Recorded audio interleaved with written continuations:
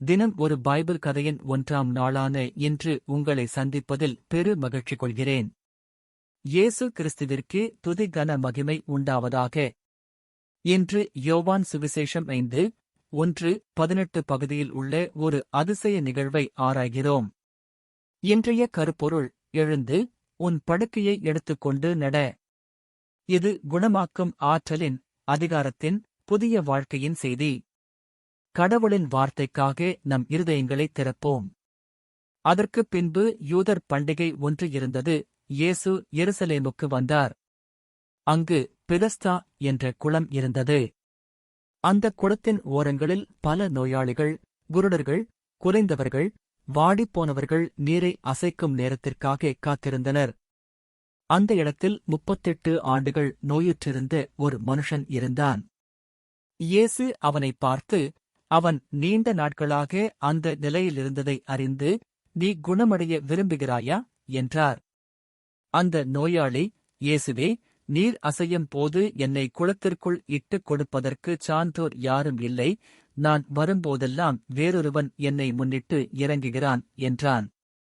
அதற்கு இயேசு, எழுந்து உன் படுக்கையை எடுத்துக்கொண்டு நட என்றார்.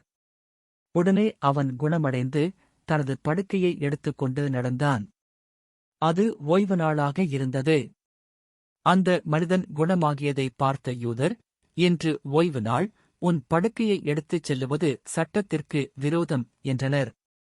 ஆனால் அவன், என்னை குணமாக்கியவர் உன் படுக்கையை எடுத்துக்கொண்டு நட என்றார் என்று சாட்சியமிட்டான்.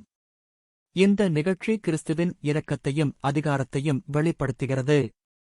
38 ஆண்டுகளாக நம்பிக்கையின்றி காத்திருந்த அந்த மனிதனுக்கு ஒரு கணத்தில் குணம் வந்தது. மரபும் காலமும் மனிதக் கட்டுப்பாடுகளும் இயேசுவின் வார்த்தைக்கு முன் அர்த்தமற்றதாய்ப் போயின. அவர் சொன்ன வார்த்தை வாழ்வையும் சுதந்திரத்தையும் தந்தது.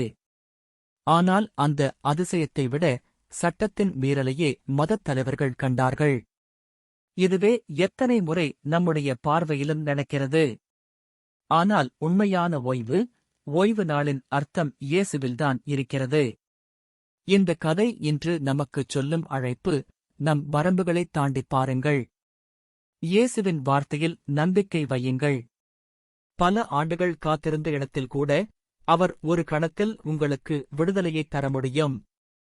இந்த பெதஸ்தா குளத்தில் நடந்த குணமாக்கல் குறித்து இன்றைய சிந்தனை உங்களுக்கு ஆசீர்வாதமாயிருந்தால் தயவு செய்து இந்த வீடியோவுக்கு லைக் செய்யுங்கள். எங்கள் சேனல் சப்ஸ்கிரைப் செய்ய மறக்காதீர்கள். நோட்டிஃபிகேஷன் பெல் ஐ அழுத்துங்கள்.